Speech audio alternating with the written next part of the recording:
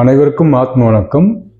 இந்த பதிவை என் குரு பிரம்மஸ்ரீ நித்யானந்தம் சுவாமிகளின் பாதங்களில் சமர்ப்பிக்கிறேன். இப்போ இந்த பதிவில் நாம் பார்க்கறதுக்கு முன்னாடி இந்த சிவசூத்திர யோக பாடசாலையில் உங்களுக்கு தீட்சை வாங்கணும், இல்லை உபதேசம் வாங்கணும், இந்த யோக பயிற்சியை நீங்கள் விருப்பப்பட்டீங்கன்னா நீங்கள் கீழே இருக்கிற நம்பருக்கு தொடர்பு கொள்ளலாம். ஆன்மீக பாதையில் நீங்கள் முன்னேற்றம் அடையணும் அப்படின்னு நீங்கள் நினைக்கிறீங்க, உங்களுக்கு ஏதாவது சந்தேகங்கள் இருக்குது அப்படின்னாலும் நீங்கள் இந்த நம்பருக்கு தொடர்பு கொள்ளலாம்.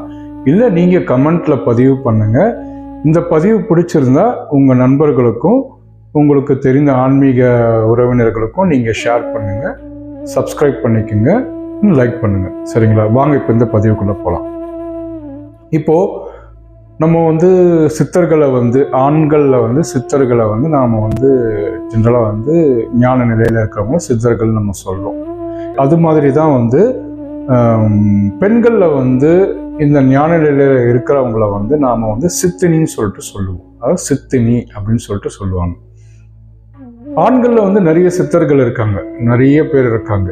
பெண்களில் குறிப்பிட்ட சில பேர் மட்டும்தான் இருக்காங்க. அதில் மிகவும் தலையாய ஒரு சித்தரா பார்க்கறது, சித்தினியா பார்க்கறது நம்ம ஔவையார். இந்த ஔவையார் நிறைய பாடல்கள் பாடியிருக்காங்க. அதுல மிக முக்கியமான பாடல் இந்த விநாயகர் அகவல் அப்படின்னு சொல்லிட்டு சொல்லுவாங்க. இப்போ நாம சின்ன வயசுல என்ன பண்ணிருக்கோம், இந்த விநாயகர் அகவலை நிறைய தடவை படிச்சிருக்கோம், எல்லாமே பண்ணியிருக்கோம். ஆனா இது வரைக்குமே நம்மளுக்கு அந்த அர்த்தம் தெரிஞ்சிருக்கானா தெரியாது. நாம எப்படி அர்த்தம் தெரியாம நாம படிச்சிருக்கோமோ, இப்போ இது அதனுடைய பொருள் என்ன அப்படின்றது நாம தெரிஞ்சுக்க வேண்டிய ஒரு நேரம் வந்திருக்கு. இப்போ நீங்க ஔவையார் பிராட்டியை நீங்க எடுத்துக்கிட்டீங்கன்னா, வழிபட்ட கடவுள் யாருன்னா முதல்ல விநாயகர், அதுக்கப்புறம் முருகப்பெருமான் அப்படி சொல்லிட்டு இருக்கலாம். இப்போ இதுல இந்த விநாயகரை பத்தி அவங்க பாடின பாடல் தான் இந்த விநாயகர் அகவல். விநாயகர் அகவல்னா விநாயகரை அழைத்தல் அப்படின்னு சொல்லிட்டு பொருள். இப்போ இந்த ஔவை பிராட்டி தான் முக்தி அடையறதுக்கு முன்னாடி தான் பெற்ற இன்பம், அதாவது அந்த ஞான நிலையை அதுக்கப்புறம் வரப்போற மக்கள் தெரிஞ்சுக்கணும் அப்படின்னு சொல்லிட்டு, அதாவது அவங்க யோக வழியில எப்படி இந்த ஞான நிலையை அடைஞ்சாங்க அப்படின்றத அவங்க இந்த மக்களுக்கு தெரியப்படுத்தணுன்றதுக்காக தான் முக்தி அடையும் முன்பு எழுதிய பாடல் தான் இந்த விநாயகர் அகவல். அதனால இதுல நிறைய ரகசியங்கள், யோக பயிற்சி மூலமாக எப்படி நாம இறைவனை அடையலாம், இல்லை இரண்டரை எப்படி கலப்பது அப்படின்றத பத்தி, இந்த யோக பயிற்சி எப்படி செய்யணும் அப்படின்றத ரகசியமாக வைத்த பாடல் தான் இந்த விநாயகர் அகவல். சரிங்களா? வாங்க இப்ப இந்த பாடலுக்குள்ள போயிட்டு இதில் உள்ள ரகசியங்கள் என்னென்ன இருக்கு, அவங்க எப்படி யோக பயிற்சி மூலியமா இந்த ஞான நிலையை அடைஞ்சாங்கன்றத நாமளும் தெரிஞ்சுக்கலாம். சரிங்களா? இப்போ நம்ம மகான்களா இருக்கட்டும், ஞானிகளா இருக்கட்டும், நிறைய பேர் என்ன பண்ணுவாங்கன்னா, தாங்கள் உருவத்தோடு இருக்கும்போது, அதாவது நாம எப்படி வந்தோம், ஒரு உருவம் இல்லாத ஒரு பொருளாக தான் இருந்தோம். இப்போ இந்த உருவத்தோடு நாம இப்போ அவதரிச்சிருக்கோம்.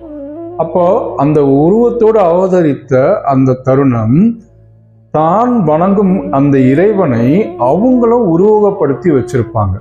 இப்போ ஒருத்தர் சிவபெருமான உருவகப்படுத்தி வச்சிருக்கலாம், ஒருத்தர் முருகப்பெருமான உருவகப்படுத்தி வச்சுக்கலாம், ஒருத்தர் பைரவரை உருவகப்படுத்தி வச்சிருக்கலாம், ஒருத்தர் கிருஷ்ணரை உருவகப்படுத்தி வச்சுக்கலாம். அப்படி பல பேர் என்ன பண்ணுவாங்களா, மகான்கள் ஞானிகள் எல்லாருமே தான் வணங்கும் அந்த கடவுளை உருவகப்படுத்தி வச்சிருப்பாங்க.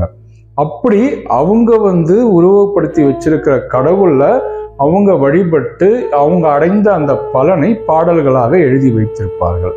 அது மாதிரிதான் ஔவை பிராட்டி விநாயகரை பத்தி இந்த பாடல்ல அந்த விநாயக பெருமானுக்கு ஒரு உருவம் கொடுத்து இந்த பாடல்ல முதல் பாடல்ல அவங்க பாடி வச்சிருப்பாங்க. இந்த முதல் பாடலை பார்க்கலாம். சீதக்கலப செந்தாமரை பூம்பாத சிலம்பு பலவிசை பாட பொன் அரைஞானும் பூந்துகில் ஆடையும் வண்ணம் மருங்கில் வளர்ந்தழுகெரிப்ப பேழை வயிறும் பெரும்பார கோடும் வேழ முகமும் விலங்கு சிந்தூரமும் அஞ்சு கரமும் அங்குச பாசமும் நெஞ்சிற்குடி கொண்ட நீலவண்ண மேனியும் நான்றவாயும் நாலிரு புயமும் மூன்று கண்ணும் மும்மதச் சுவடும். இது முதல் பாடல். இந்த முதல் பாடல்ல அவங்க என்ன சொல்ல வராங்கன்னா, சீதக்கலபனா குளிர்ச்சியான நறுமணம். குளிர்ச்சியான நறுமணம்னா சந்தனத்தை சொல்றோம். தன் மேனியில் சந்தனத்தை பூசி கொண்டு நறுமணத்தோட செந்தாமரை பூம்பாத சிலம்பு, செந்தாமரை பூ போன்ற பாதத்தில் உள்ள சிலம்பு பல இசைப்பாட பல விதமா அது ஒலிக்குது அப்படின்னு சொல்லிட்டு சொல்றாங்க. பொன்னரைஞானும், பொன்னரைஞானும்னா பொன்னால் ஆன அரைஞான் கயிறை, பொன்னால் ஆன அரைஞான் கயிறு பூந்துகில் ஆடையும், பூந்துகில் ஆடைனா பூ போன்ற மென்மையாக கொண்ட ஆடையை உடுத்தியவர் அப்படின்னு சொல்லிட்டு சொல்றாங்க. எங்க உடுத்திருக்காங்கன்னா வண்ணமருங்கில். வண்ணமருங்கில்னா தன் இடுப்பில், தன்னுடைய இடுப்பில் உடுத்தியவர் அப்படின்னு சொல்லிட்டு சொல்றாங்க. வளர்ந்தழகெரிப்பர், அது அழகாக ஒளி வீசி கொண்டிருக்கிறது அப்படின்னு சொல்லிட்டு அவங்க சொல்றாங்க. அதுக்கப்புறம் பேழை வயிறும். பேழை வயிறும்னா பேழைனா பெட்டி. பெட்டியில நாம எப்படி பொருள்கள்லாம் சேர்த்து வச்சிருக்கோமோ அது போல இந்த அனைத்து விதமான கோள்கள், அனைத்து விதமான அண்ட நட்சத்திரங்கள் இவை அனைத்தையும் தன் வயிற்றில் வைத்திருக்கிறார் போல் அவங்க உருவப்படுத்தியிருக்காங்க. அப்போ அந்த வயிறு பேழை வயிறும் பெரும்பார கோடும். பெரும்பார கோடுனா தந்தம், தந்தத்தை உடையவனே அப்படின்னு சொல்லிட்டு அவங்க சொல்றாங்க. இப்போ அடுத்தது என்ன வரினா வேழமுகமும் விலங்கு செந்தூரமும். இங்க இந்த செந்தூரம் என்பது ஞானம். இந்த ஞானம் எப்படி இருக்குன்னா வேழமுகமாக இருக்குது. வேழமுகம்னா யானை முகமாக இருக்கிறது. ஏது யானை முகம் அப்படின்னு சொல்லிட்டு சொல்றாங்கன்னா, இந்த யானையானது எப்படின்னா நினைவாற்றல் அதுக்கு ரொம்ப அதிகம். அதே மாதிரி உணர்ச்சிகளும் அதுக்கு ரொம்ப அதிகம். இரண்டாவது இந்த சிந்தூரம் என்பது ஞானத்தின் வடிவமாக, ஞானத்தின் நிறமாக உள்ளது. அந்த நிறத்தை யானை முகமாக அவங்க வர்ணிக்கிறாங்க. சரிங்களா? அதுக்கப்புறம் அஞ்சு கரமும் அங்குச பாசமும். அஞ்சு கரம்ன்றது ஐந்தொழில் செய்யும் இறைவன். அதாவது ஐந்தொழில் செய்யறது தான் அவங்க அஞ்சு கரமும் அப்படின்னு சொல்லிட்டு சொல்றாங்க. அஞ்சு கரம் என்னன்னா, ஐந்தொழில் என்னன்னா ஒன்று படைத்தல், காத்தல், அழித்தல், மறைத்தல், அருளல். ஸோ இந்த மாதிரி 5 தொழில் செய்யும் அந்த இறைவன் அங்குச பாசமும். பாசம்ன்றது உங்களுக்கு மும்மலம். மும்மலம்னா ஆன்மமலம், கண்மமலம், மாயமலம். இவை அனைத்தையும் அறுக்கின்ற அங்குசமாக அவன் ஆயுதத்தை வைத்துள்ளார் அப்படின்னு சொல்லிட்டு அவங்க சொல்றாங்க. நெஞ்சிற்குடி கொண்ட நீல வண்ண மேனியும். நெஞ்சில் குடிக்கொண்டதுன்னா இந்த அன்பும் கருணையும் பொருந்திய அந்த நெஞ்சில் குடிக்கொண்டுள்ள இறைவனை நீல வண்ணமாக அவங்க பாவிக்கிறாங்க. நெஞ்சில் குடிக்கொண்ட நீல வண்ண மேனியும் நான்றவாயும் நாலிரு புயமும். இப்போ இந்த நான்றவாய் என்பது தொங்குகின்ற வாய். இந்த தொங்குகின்ற வாய் அவங்க சொல்றது நம்மளோட முதுகு தண்டு. எப்படி ஒரு யானைக்கு துதிக்கை இருக்கிறதோ அது மாதிரி தான் நம்மளுடைய அந்த முதுகு தண்டும் இருக்கும். அதுக்கு நடுவில் இருக்கிற அந்த மெல்லிய ஒரு வழி இருக்கு பார்த்தீங்களா, அது அந்த வழியாக தான் நம்மளுடைய அந்த குண்டலினி சக்தி மேலே ஏறும். அதனால தான் அந்த முதுகுத்தண்டுக்கு அவ்வளோ ஒரு உவமைப்படுத்தி அதை துதிக்கைக்கு உவமையாக அவங்க சொல்றாங்க.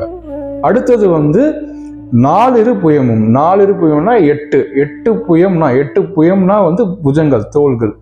இப்போ இந்த தோள்கள் 8 திக்கும் 8 திசைகளும் போனாலும் நான் அந்த இறைவனை வழிபடணும் அப்படின்ற மாதிரி அந்த 8 திக்கும் 3 கண்ணும் மும்மத சுவடும். 3 கண்ணுனா நம்ம ஞானத்தை, நம்ம அந்த புருவ மத்திய குறிக்கிற சொல்.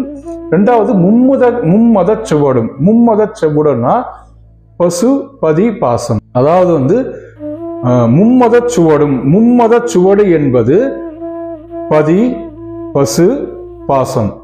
பதினா இறைவன், பசுனா உயிர், பாசம்னா இந்த இரண்டையும் பிணைத்து வைத்திருக்கும் மும்மலம்.